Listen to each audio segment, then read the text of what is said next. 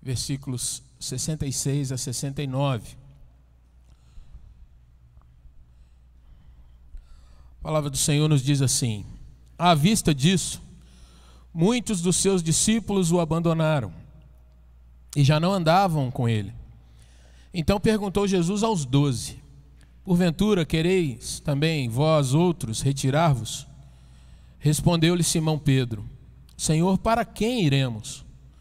Tu tens as palavras da vida eterna, e nós temos crido e conhecido que tu és o Santo de Deus. Queridos irmãos, o que é conversão? Os crentes falam tanto disso. Você já é convertido? Quando você foi convertido? Qual o sinal que você carrega da sua conversão?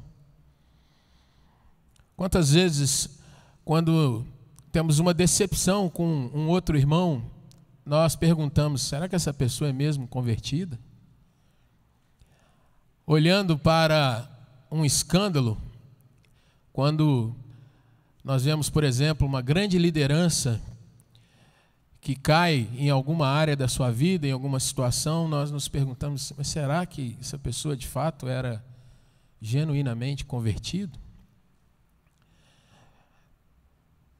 Quando é algo mais gritante, nós trazemos isso à nossa mente, nós nos perguntamos. Nos nossos dias, com tantos escândalos, a gente vai trazendo essa pergunta de uma forma um pouco mais solta, direta,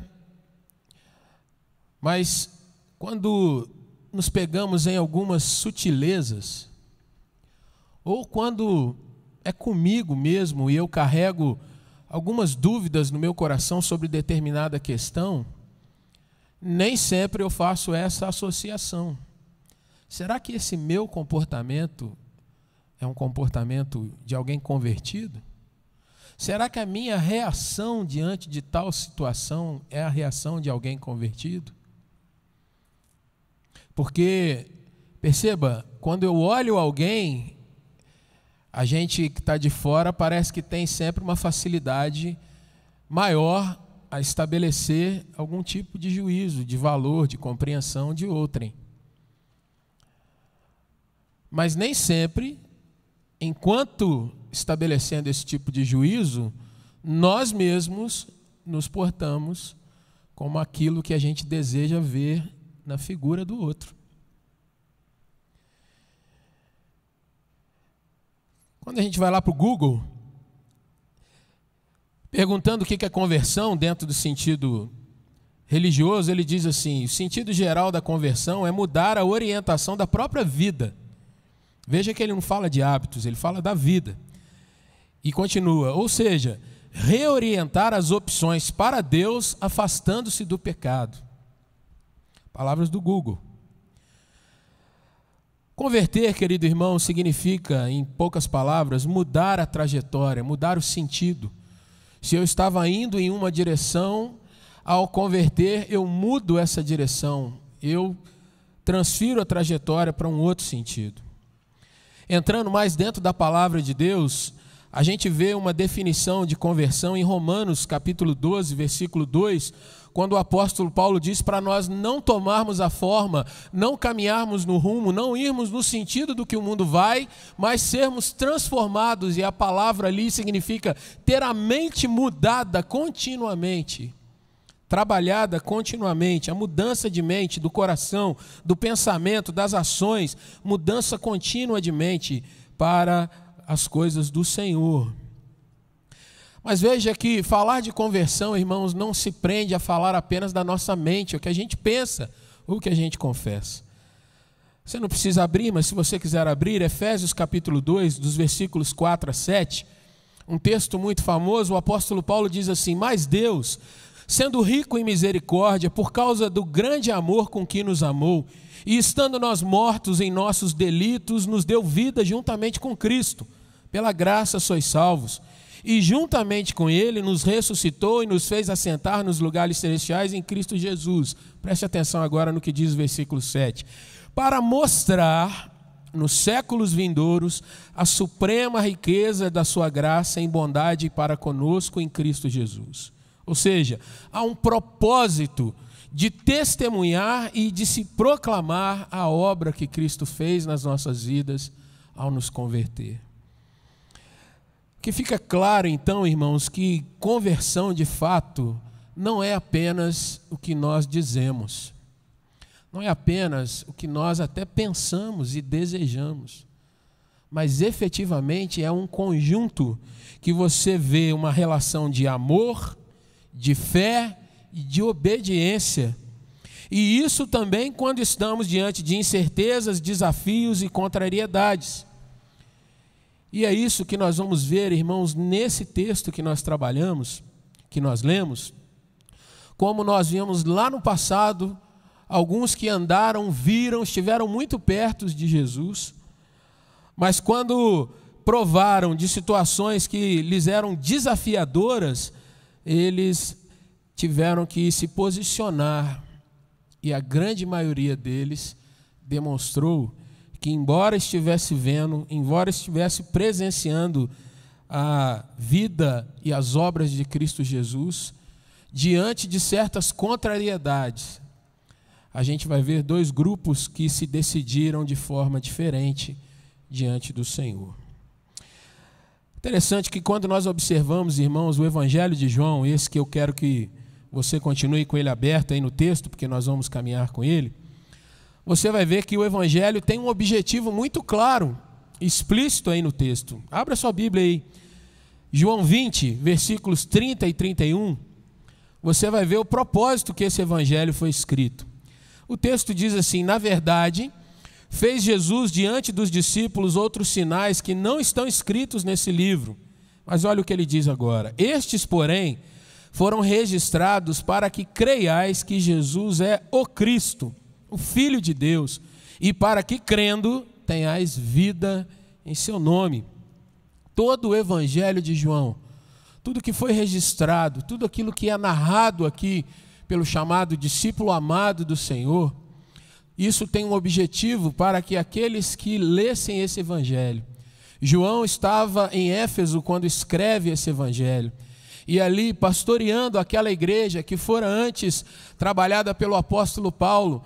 João agora vai não apenas cuidar das igrejas da região, mas ele também escreve o Evangelho, escreve 3 cartas gerais.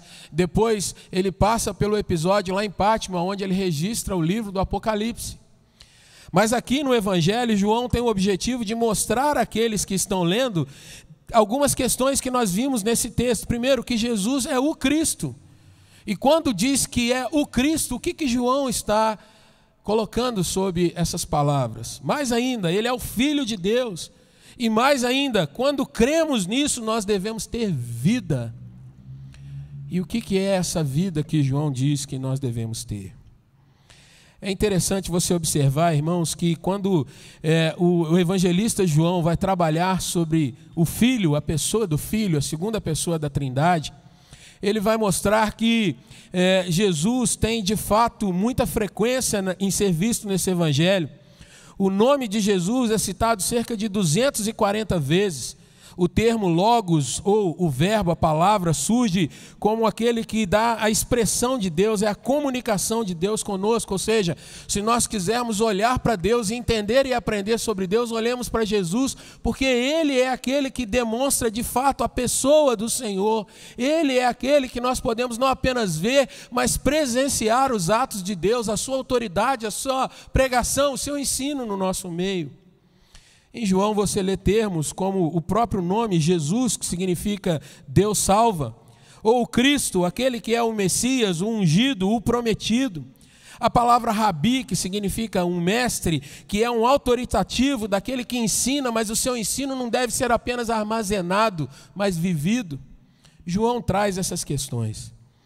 E é interessante, irmãos, que quando nós damos uma passeada nos primeiros capítulos até esse texto que nós lemos, você vai ver que Jesus, ele é trabalhado pelo evangelista João de uma forma muito direta. Alguém que entra em um determinado lugar, faz um ato miraculoso ou maravilhoso, e logo depois as pessoas ficam maravilhadas com aquilo, observam as palavras de Jesus, e quando Jesus então está ensinando, há uma crise, porque embora Jesus seja aquele que as pessoas se maravilhem com seus sinais, na hora que ele faz as suas colocações, na hora que ele diz que ele é o Filho de Deus, que ele é Deus, há uma ruptura, porque os judeus dos dias de Jesus, e aqui João escreve bem depois disso, João escreve por volta de 70, 80, mas ele está narrando algo de quando ele tinha seus 25 anos, quando Jesus está no seu ministério. João está narrando então que os judeus daqueles dias que Jesus estava aqui no nosso meio, eles se assustavam, eles tinham muitas crises, porque eles foram ensinados, até mesmo dentro da lei, a observar a figura de Deus de uma forma que Jesus vai mostrar para eles que eles estavam errados na sua interpretação. O salmo que nós lemos, por exemplo, no início, o salmo de número 110, é um salmo que hoje, você que tem a sua Bíblia completa, você que lê a Bíblia olhando para o passado, você pode dizer, é um salmo messiânico. Mas aqueles dos dias de Davi, que quem escreveu o salmo, quando eles pensavam naquilo que estavam ali cantando, era um livro de cânticos, eles olhavam para o futuro pensando, um dia virá alguém que cumprirá o sacerdócio de uma forma cabal no nosso meio. O salmo de número 2, que é um outro salmo que é trabalhado no livro de João, exposto, nós vamos ver que o Senhor está dizendo ali, disse o Senhor ao meu Senhor, assenta-te ao meu lado, até que eu coloque todos os inimigos debaixo dos seus pés. E o povo de Israel cantava aquilo, celebrava aquilo, pensando no Messias que viriam, mas eles ainda não tinham discernimento de como esse Messias viria e da forma como ele seria reconhecido. Quando Jesus vem, irmãos, então você começa a reparar que quando João trabalha isso, mostrando isso para aquele povo, eles viviam grandes crises diante daquilo que lhes era apresentado. Olha sua Bíblia para que a gente caminhe um pouco mais. O texto que nós estamos olhando, há uma questão de uma grande decepção e de abandono de Cristo. Olhe para a sua Bíblia, João 6, veja o versículo de número 60, que diz assim, muitos dos seus discípulos, tendo ouvido tais palavras, disseram, duro é esse discurso, quem o pode ouvir? Versículo 66, o primeiro que nós lemos, diz assim, à vista disso, ou seja, daquilo que Jesus estava colocando para eles, muitos de seus discípulos o abandonaram e já não andavam com ele. Vamos voltar um pouco mais para você entender melhor essa história. Olhe para comigo lá no capítulo 1 de João. João começa a sua narrativa mostrando, João 1:1, que no princípio era aquele que era o Verbo. Esse verbo estava com o Senhor Deus Todo-Poderoso e o verbo era o próprio Deus. Estava no princípio com Deus, todas as coisas foram feitas por intermédio dele, sem ele nada do que foi feito se fez. João está trabalhando, irmãos, para mostrar que aquele que se encarnava era de fato alguém que tinha todo o poder de Deus e era mesma pessoa com o Senhor. Nós não vamos trabalhar aqui uma questão da trindade em si, até porque o tempo e o foco não é esse. Mas é algo que nós vamos vendo João trabalhando e demonstrando essas questões. Seguindo a isso aí, você vai ver João Batista por 4 vezes testemunhando sobre Jesus. 2 aí no capítulo 1, a terceira mais para o meio desse capítulo, depois vem o batizado de Jesus, e mais lá na frente João volta a falar sobre Jesus. Lá no capítulo de número 3. Nesse capítulo 3, você vai ter também a narrativa de Jesus conversando com uma autoridade, Nicodemos. E ali Jesus diz para aquele homem que se ele quisesse nascer de novo, ou quem quer que queira nascer de novo, teria que ter de fato sua mente, seu coração renovado. E Jesus explica isso para Nicodemos. No capítulo 4, há um encontro de Jesus com a mulher de Samaria e aquela mulher ouve do Senhor algumas questões. E aí, quando ela é exposta ao evangelho do Messias que viria, olhe para o versículo 25 do capítulo 4, quando ela diz assim: eu sei, Senhor, há de vir esse Messias chamado Cristo, quando ele vier, nos anunciará todas as coisas. Lembra do que eu falei do Salmo de número 2? Lembra do Salmo 110? Jesus agora responde para ela, versículo 26, sou eu. Aquilo que eles estavam dizendo era a respeito de mim.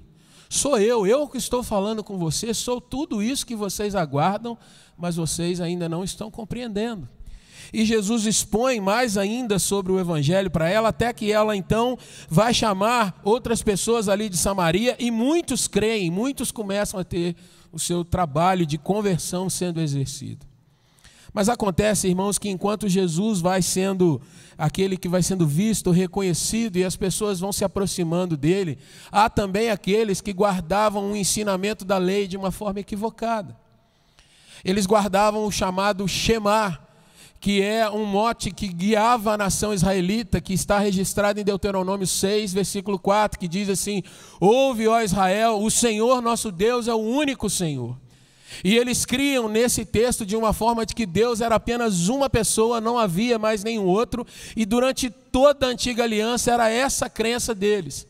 Embora eles tivessem momentos de teofania, quando Jesus apareceu em alguns episódios do povo de Israel, por exemplo, quando você tem a narrativa daqueles 3 amigos de Daniel na fornalha, e aparece ali um quarto. Quando você vê a narrativa de Abraão na beira da sua tenda, e ali aparecem pessoas, ele começa a perceber que é a presença de Deus ali com ele, mas eles não interpretavam que houvessem mais pessoas, e isso só vai ser resolvido teologicamente bem depois do próprio Jesus ter morrido e ressuscitado. Durante alguns séculos a igreja se debateu por isso. Mas eu quero chamar a sua atenção agora para o capítulo 5, que é onde nós vemos o começo daquela situação que vai gerar o abandono daqueles discípulos. Observe, querido irmão, alguns versículos quando Jesus trabalha com eles, mostrando para eles quem ele era. Jesus, quando ensinava, ele se declarava, ora, como um servo de Deus, aquele que estava cumprindo a vontade de Deus, mas imediatamente ele se colocava como sendo o próprio Deus ou o Filho de Deus, que carregava as mesmas características do Pai. Com a sua Bíblia aberta, olhe para alguns versículos no capítulo 5. Vamos, por exemplo, para o versículo de número 18. Veja que a reação dos judeus, quando Jesus começava a falar sobre si, era essa que está nesse versículo. Por isso, pois, os judeus ainda mais procuravam fazer o que com Jesus? O que está escrito aí? Matá-lo. Porque não somente, aqui está dizendo, violava o sábado, ou seja, Jesus havia curado um paralítico num dia de sábado, está no capítulo de número 5, violando o sábado segundo o que eles interpretavam da lei, mas também dizia que Deus era quem que está escrito na sua Bíblia aí? Seu próprio Pai, fazendo-se igual a Deus. Irmãos, quando Jesus então colocava sobre si a autoridade e o poder que ele tinha de Deus, levantava-se um conflito no meio daquelas pessoas. Num determinado momento, Jesus exerce sinal poderoso. As pessoas se assustavam, se maravilhavam, corriam para perto de Jesus, queriam colocar sobre ele de fato a sua glória, colocar um louvor. Mas aí Jesus começava a ensinar quem ele era, e quando ele começava a expor nas Escrituras que ele era o próprio Deus no meio deles, as pessoas diziam blasfêmia. E pegavam em paus e pedras e começaram a procurar oportunidade para matar Jesus. Você viu isso quando estudou Mateus, grandes conflitos do Senhor com os zelosos pela religião judaica. Agora veja, versículo 20 do capítulo 5. Jesus diz, porque o Pai ama o Filho e lhe mostra tudo o que faz, e o que diz depois aí, irmãos? E maiores obras do que estas lhe mostrará para que vos maravilheis. Jesus está dizendo, olha, eu faço a vontade do meu Pai e ainda vou fazer obras maiores do que esta. E isso chegava no ouvido de alguém que dizia, não pode ter outra pessoa com o nome de Jeová, não pode ter alguém próximo disso. Isso soava como algo estarrecedor. Esse homem não é digno de falar isso. Embora ele faça alguns sinais, nós não podemos aceitar tal coisa. Irmãos, vamos caminhar. Versículo de número 21 aí do seu texto. Esse homem diz que ele pode dar a vida. Quem pode dar a vida senão Deus? O versículo 22 diz que ele é juiz, que ele trará julgamento. Quem pode julgar as pessoas senão aquele que é o Senhor? Mesmo a honra e mesma dignidade do Pai está no versículo 23 do seu texto. E quando aqueles homens, irmãos, pensavam em apelar alguma coisa para a lei, para olhar para os escritos, veja o que diz o versículo de número 39 do seu texto. Jesus diz assim: examinem as escrituras, mas vejam que são elas mesmas que falam sobre mim. Ou seja, observem os salmos que vocês cantam, observem a Torá, observem os escritos proféticos, observem os registros que estão lá, todos eles estão apontando para mim, eu sou o Messias. E o versículo de número 40, irmãos, Jesus está discursando e ele diz, depois de falar tantas coisas, ele diz assim: contudo, ou seja, mesmo sabendo de todas essas coisas, vocês não querem vir a mim para ter vida. E Jesus diz claramente para aqueles seus acusadores que, embora eles tivessem um conhecimento dele vendo os seus sinais, e agora tendo um conhecimento dos seus ensinamentos, eles colocavam diante de si a questão de rejeitar a autoridade de Cristo sobre si. Rapidamente, querido irmão, olha o capítulo 6, que começa com uma multiplicação de pães e peixes. Quando acaba aquele momento, versículo de número 15, você vai ver que Jesus sai de perto da multidão, porque eles, maravilhados com aquela multiplicação de pães e peixes, eles querem tornar Jesus rei. Olha que coisa! Se num momento eles pretendiam matá-lo pelo que ele falava, num outro momento, na hora que ele multiplica pães e peixes, eles querem torná-lo rei. E assim acontece a mudança, porque eles veem algo maravilhoso. Logo depois, Jesus anda por sobre o mar, num episódio que, além de assustar, mas traz também um maravilhamento dos seus discípulos para com ele. No dia seguinte, irmãos, a multidão não viu Jesus ali com eles, pega os barcos, atravessa para onde Jesus estava. E ali começa a questão de Jesus dizer para eles: olha, vocês vieram atrás de mim porque vocês comeram, porque vocês foram alimentados. Vocês querem o meu favor, mas não querem a minha autoridade. E Jesus, então, irmãos, começa um discurso pesado. Versículo 41 do capítulo 6 diz que eles começavam a murmurar dele, porque ele dizia que ele era o pão que desceu do céu. Ou seja, o alimento, ele era aquele que não só poderia cuidar da sua parte física, mas de todas as suas questões espirituais. E aí Jesus faz um duro discurso e chega naquele momento onde nós lemos o texto.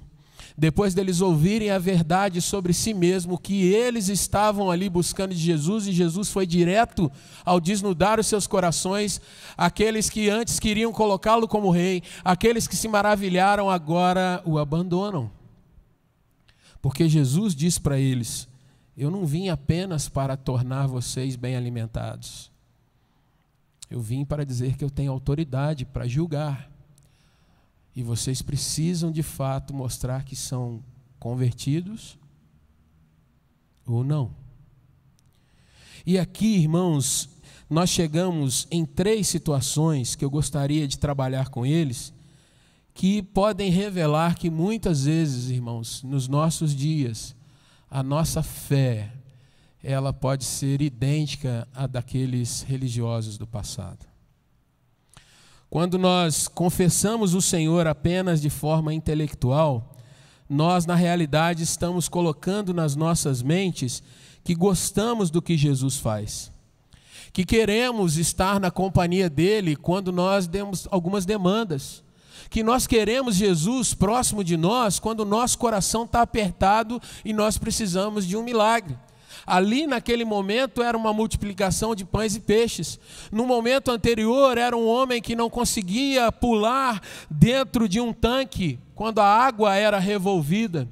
Mas nos nossos dias, irmãos, muitas vezes é uma resposta que nós queremos de Deus para uma situação familiar. É uma resposta que nós buscamos do Senhor para algo como o nosso emprego e queremos uma providência de Deus.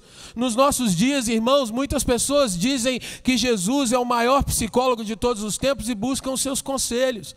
As pessoas muitas vezes dizem que Jesus é o companheiro, é aquele que pode resolver todas as nossas demandas. As pessoas até pregam, elas dizem assim, vem para Jesus que tudo vai se resolver. E outros dizem, você já se converteu, Jesus pode te dar a vida eterna.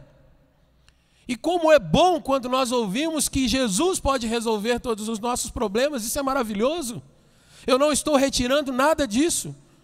Mas há uma outra parte dessa questão que nós precisamos entender, que Jesus também diz que se nós formos até Ele, nós precisamos entender que Ele é autoridade sobre aquele que é convertido. Que Ele é aquele que dá o sim e o não. Quando nós cantamos uma canção que eu gosto muito, é uma canção que mexe muito comigo aqui, isso me vem dentro do coração e muitas vezes vem uma pontada junto. Porque a gente diz assim, um dia a gente aprende a confiar em um Deus que faz milagres, que ouve a nossa oração, que se faz presente aqui. Mas chega o dia de entender, até ouvir um não de Deus. E quando se ouve um não, muitas vezes nós somos lépidos em criticar e condenar aqueles judeus do passado. Até ouvir um não de Deus. Até quando o Senhor nos diz assim, olha, se você é alguém convertido, você tem certos princípios que devem reger a sua caminhada aqui. Você não é qualquer um.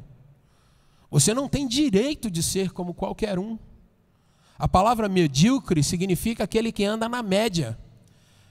Tem o ponta, tem o outro, o medíocre é aquele que está ali. Hoje em dia a gente nem pode mais falar essas questões, mas eu me lembro dos meus tempos iniciais de colégio que para passar a média era 5. Hoje em dia é 7, em outros lugares até 8. Mas eu me lembro que deu 5, passei, medíocre, estou aprovado. Mas o convertido, querido irmão, querida irmã, ele não tem o direito de ser como qualquer um. Ele carrega sobre si que ele é um filho do Deus vivo, que ele é alguém que foi comprado pelo sangue de Jesus, então ele não pode se portar como qualquer um. Ele não pode mais se dar ao direito de dizer para Jesus, olha, aqui o Senhor domina na minha vida, mas nessa área mando eu. Ele não tem mais a oportunidade de dizer para o Senhor, olha, aqui eu te obedeço, mas nessa questão é só comigo e eu resolvo. E eu quero chamar a sua atenção, porque quando Jesus coloca essas questões, irmãos, para a multidão, o texto já nos mostrou que muitos dos seus discípulos ouviram tais palavras, esse discurso é muito duro, quem pode ouvir? E eles saem. No versículo 66, outros tantos discípulos o abandonam. Mas olha o que há no versículo de número 64 do texto que nós estamos caminhando, irmãos. Jesus sabia desde o princípio quais eram os que não criam e quem o havia de trair. Jesus conhece o nosso coração. Jesus conhece o coração e no versículo 70 ele ainda afirma isso novamente. Eu nos escolhi vocês em número de 12, tem um entre vocês que é o filho do adversário. E aqui vem, irmãos, como que a gente então responde à pergunta que foi feita lá no início? Quais os indícios, irmãos, de um processo verdadeiro de conversão? O que demonstra de fato que eu estou nessa caminhada de convertido? Eu acho que já ficou bem claro para nós que não é o fato de você cantar muito bonito, não é o fato de você vir à igreja e marcar seu ponto, embora a gente nem tenha esse relógio aqui, não é o fato de você ser dizimista ou ofertante. Mas olhe para o texto para a gente caminhar, quando Jesus então aperta os seus discípulos. Versículo 67, Jesus, depois de tudo isso que a gente colocou aqui, ele pergunta aos seus 12, e vocês não vão embora também? Em outras palavras, Jesus diz, vocês são convertidos mesmo? A primeira questão que nós vamos ver então, irmãos, está aí no capítulo de número 68, é conhecimento. A resposta de Pedro diante de Jesus é, Senhor, para quem nós iremos? Por que que isso revela conhecimento, irmãos? Porque, em outras palavras, Pedro está dizendo para Jesus assim: Senhor, o que essa multidão crê, nós já sabemos o que eles creem. Qual que é a base desse mundo?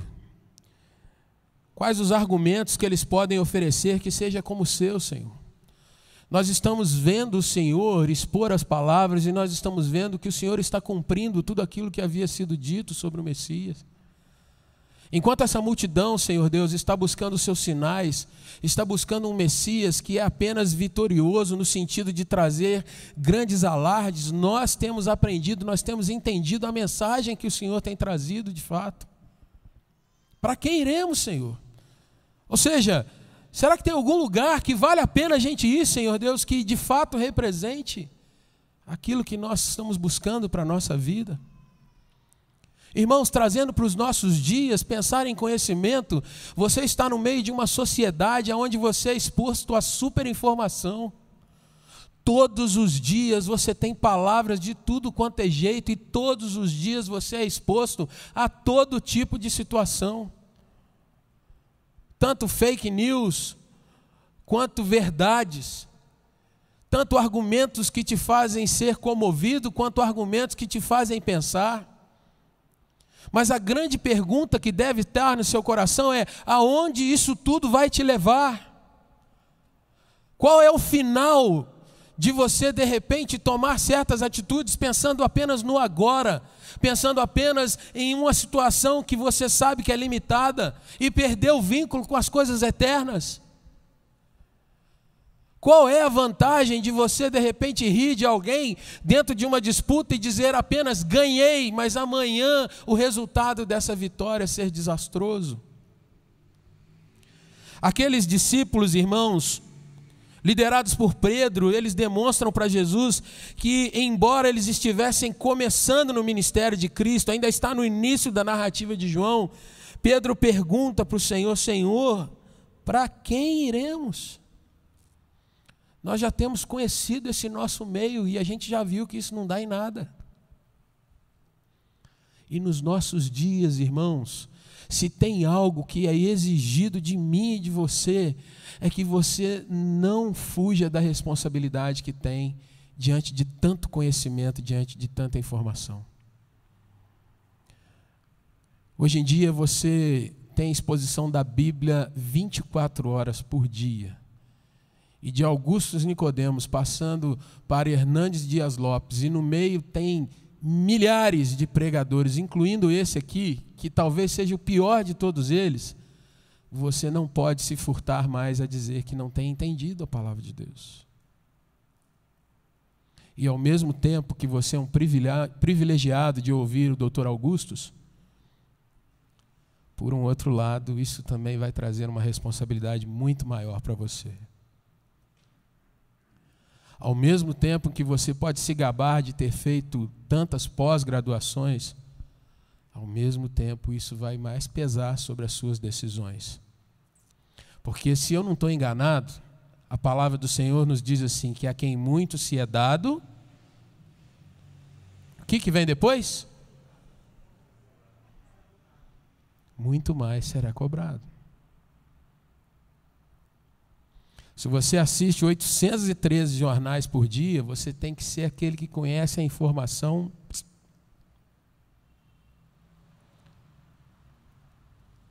Porque tudo na vida, querido irmão, é como se fosse uma moeda. E às vezes nós só olhamos uma face. Você tem que olhar o outro lado. Conhecimento. E alguém que é convertido, de fato, ele conhece aquele a quem está se convertendo.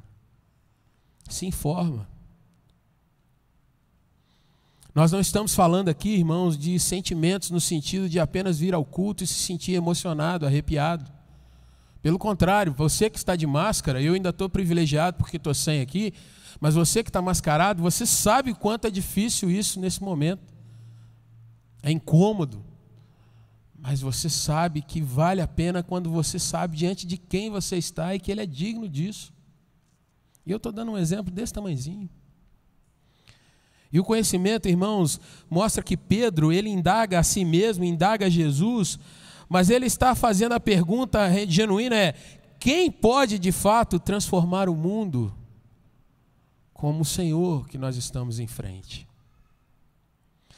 A segunda constatação, irmãos, aliás, a segunda questão, o indício de um processo de conversão está ainda no verso 68, que é constatação. Pedro agora diz assim: Senhor, para quem iremos? O que vai trazer para nós as respostas? E aí ele mesmo diz: Tu tens as palavras de vida eterna. Irmãos, quando pensamos na resposta desses discípulos, eles estão dizendo diante de Jesus: Senhor, nós temos conhecido o que essa multidão pensa, nós sabemos o que eles querem, o que tem no coração deles, mas de fato só o Senhor tem aquelas palavras que não apenas mudam a nossa mente e o nosso coração, mas aquelas palavras que são autoridade sobre a nossa vida futura e eterna. Só Tu, Jesus, pode nos levar àquilo que a nossa alma tem de mais anseio lá no fundo, aquele sentimento que às vezes eu nem sei explicar qual é, mas quando eu estou nos Seus braços eu sei que eu sou acalentado e o Senhor transforma todas as coisas. E essa constatação, irmãos, ela não passa apenas pela nossa emoção, pela nossa alegria, mas passa pela questão de nós sabermos que Deus é verdadeiro e que aquilo que Ele fala, aquilo que Ele promete, Ele não só tem autoridade, como Ele de fato cumpre. Jesus era o Messias prometido e veio. Jesus era aquele que viria cumprir tudo que era a nossa necessidade e cumpriu. Jesus é aquele que disse que morreria, em 3 dias ressuscitaria, e assim foi feito. E, irmãos, quando nós vemos homens, por exemplo, como o apóstolo Paulo, que foram transformados sem ter visto Jesus até aquele encontro no caminho de Damasco, quando nós vemos o relato, irmãos, como de Agostinho, que era um homem que teve todo tipo de vida mundana, que viveu com grandes experiências de alcoolismo, de mulheres, de vida dissoluta, e aquele homem se converteu, foi transformado, se transformou num crente, num pregador, em alguém que é admirado, e seus escritos marcam gerações até hoje. Esse homem foi mudado pela palavra do Senhor. Quando nós vemos grandes heróis da história, e essas pessoas são testemunha, elas cumpriram aquilo que nós lemos aqui em Efésios. Quando nós vemos, irmãos, os crentes mais próximos de nós, os nossos irmãos do passado mais próximo, e nós vemos a história de vida dessas pessoas, nós podemos então constatar que a fé é genuína e verdadeira. Eu hoje, pela graça do Senhor, pude ver a minha filha sendo batizada. Mas veio ao meu coração, irmãos, a história de um tempo quando eu nem era nascido, quando o Evangelho chegou dentro da minha casa e tocou primeiro na minha mãe. E a história de mudança de vida que vem acontecendo dentro do nosso lar, e o Senhor diuturnamente confirmando todas as coisas. De fato, nós podemos perguntar: Senhor, para quem nós iríamos? E nós podemos constatar que o Senhor tem liberado palavras de vida eterna dentro do nosso lar. Esse é um sinal de conversão. Mas talvez, irmãos, o sinal mais tenso vem no final das palavras de Pedro. Versículo de número 69, você vê que há, dentro de uma questão de conversão, não apenas conhecimento, não apenas constatação, mas há também uma decisão. Pedro diz assim: nós temos crido e conhecido que Tu és o Santo de Deus. 2 questões nesse versículo, irmãos. Aliás, 3, perdão. Crido envolve a fé. A palavra aqui tem a ver exatamente com você acreditar. A segunda palavra é conhecido. E ela não tem a ver apenas com a questão intelectual, mas a expressão aqui no seu original, ela trata, querido irmão, querida irmã, em você se aprofundar no seu sentimento, você usufruir de experiência, de intimidade contínua, de cumplicidade, de ter cada vez mais uma situação em que você vai se entranhando com o objeto ou com a coisa conhecida em si. Para ficar muito claro o que Pedro quer dizer sobre conhecido, imagine alguém que está namorando. Ele está apenas começando um relacionamento.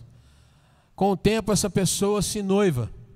E ali, então, o conhecimento é um pouco maior, já há uma questão até mesmo de algumas disputas, há uma questão de eu gosto disso, mas você gosta daquilo, então vamos tomar uma decisão sobre isso, mas depois vem o casamento. E aí a barca chega onde tem que chegar, porque no casamento os dois vão se conhecer de verdade. Ali quem é quem aparece. Ali a gente vê o outro de cima a baixo, sem aquela questão de pensar assim, como é que seria? Não, é. E esse conhecimento, então, irmãos, vai fazendo com que esposo e esposa sejam cada vez mais cúmplices um do outro, sejam cada vez mais íntimos, sejam cada vez mais conhecedores, experimentadores das situações do dia a dia. E nas decisões, mesmo que haja certa discussão, chega uma hora que o casal fala, então tá certo, é por aqui que nós vamos. Há uma questão de decisões sendo tomadas juntos.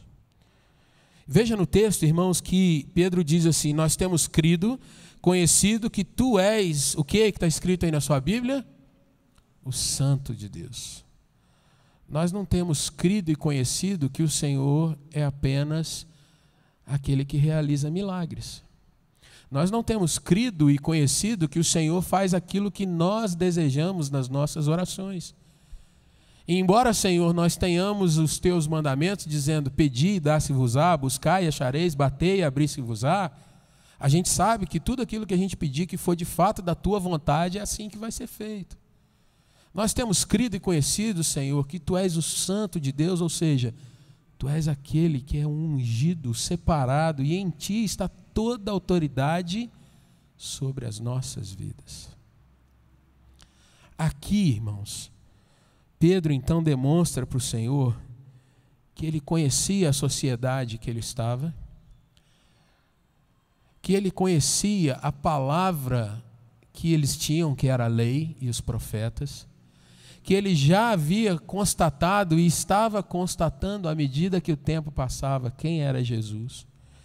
E ele fala, liderando aqueles apóstolos, que eles estavam decididos a obedecer àquele que era o Santo de Deus. Irmãos, isto é conversão. É a fé, é a prática. Existe um hino que nós temos no nosso cenário que diz assim, crer e observar tudo quanto ordenar. O fiel obedece ao que Cristo mandar. Eu quero caminhar para o final dessa palavra, irmãos, trazendo algumas questões que são práticas para a nossa vida. Em primeiro lugar, por que a gente trouxe essa palavra? Quando você, irmão, irmã, observa uma pessoa e você faz aquela pergunta, puxa vida, será que essa pessoa é convertida? Normalmente a gente fica meio balançado, até mesmo quando faz essas perguntas. Porque de fato a gente começa a ver que nós somos pecadores. A gente começa a ver que a gente não é feito daquele material que a gente acha que é. A gente começa a perceber que nós somos feitos de barro, de verdade.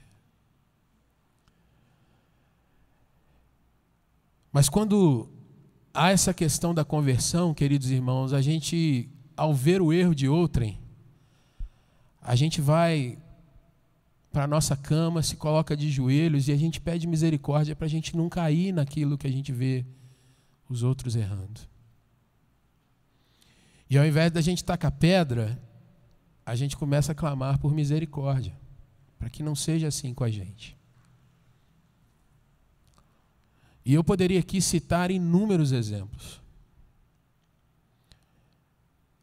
De deputado, deputada, mas também do vizinho ou da vizinha. Talvez de um irmão que está aqui e a gente se decepcione. Mas o fato é, o que é conversão como eu devo agir diante de situações assim?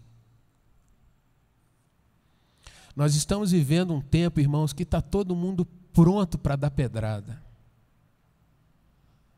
Ou usando uma expressão da juventude dos nossos dias, está todo mundo pronto para lacrar. A época da lacração, frases feitas, resposta pronta. Estamos na época, irmãos, do cancelamento. Se alguém nos decepciona, cancela. Apaga da sua rede social. Começa a falar mal, começa a condenar. Mas se você prestou atenção no que você ouviu, no capítulo 5, versículo 20, Jesus diz que é Ele quem condena, é Ele quem julga, e não a gente. Nos nossos dias, irmãos, nós às vezes oramos pedindo ao Senhor tantas coisas, mas nós nos esquecemos que quem tem autoridade é o Senhor. E como convertido, eu posso me submeter e declarar como o próprio Jesus declarou: Senhor, seja feita a tua vontade, porque Ele nos ensinou a orar assim. Ou então, irmãos, nós vamos viver como meninos, como meninas mimadas e birrentas. Não fez do meu jeito? Não, estou de mal. Não fez do meu jeito? Não, eu vou lá no outro e vou mostrar quem eu sou. Menino. E eu falo isso porque eu já fui menino, fui birrento. E quem me conhece aqui pode falar que é verdade, porque é mesmo. Já fui assim. Mas pela graça do Senhor, Deus é bom. E até um trem como esse vai sendo trabalhado. Que dirá você que é muito melhor do que eu? Como convertido, querido, querida, diante desse mundo que espera que você haja como eles, que espera que você seja exatamente assim, vingativo, você determina. Há um coach para cada um de nós aqui dizendo que você pode ter todo o poder. Nesse mundo você está sendo desafiado a dizer que quem manda na sua vida é quem fala através dessa palavra. Ou você não é um convertido. E eu gostaria que você olhasse nos meus olhos, porque eu quero olhar para você e eu vou reafirmar isso. Nós estamos num tempo, irmãos, onde não pode haver meias verdades mais. E eu quero te dizer, no nome de Jesus, ou você começa de fato a entregar-se ao Senhor e repensar a sua caminhada, ou você não é um convertido no Senhor. Você é talvez alguém que esteja se enganando, dizendo que ama a Deus, mas quando o Senhor diz um não, você é um rebelde. Talvez ouvindo essa palavra seja a última vez que nós nos encontremos, afinal de contas, quem quer ouvir isso nos nossos dias? Esse pastor não vai falar nada que agrade, que enche o meu coração dizendo que eu sou fulano ou fulana? Eu quero te dizer, irmão, irmã, que eu prefiro ficar com a palavra do Senhor do que receber alguns tapinhas nas costas. Porque um dia o Senhor vai pedir contas sobre isso também na minha vida. Queridos, estamos chegando em épocas de eleições. Você vai votar como Jesus votaria? Ou Jesus não manda no seu voto? Estamos em época, irmãos, de pandemia. Você vai agir como Jesus agiria, ou Jesus não entra nessa história? Poucas vezes na história a gente viu a igreja do Senhor ser tão desafiada e tão humilhada como agora. Humilhada. Porque diante de um discurso que o Senhor cura tudo, faz tudo, E eu falo a igreja em geral, a igreja teve que se calar e dizer: vamos ter que atravessar esse vale calados. Mas isso é bom, porque isso nos coloca no nosso lugar. Isso é bom porque o Senhor Jesus pergunta para mim e para você hoje: vocês também não vão embora? Vocês também não vão me abandonar? Talvez você diga para o Senhor: Senhor, para quem iremos? Tu tens as palavras de vida eterna, e eu tenho crido e conhecido que o Senhor é o Santo de Deus. Vamos orar?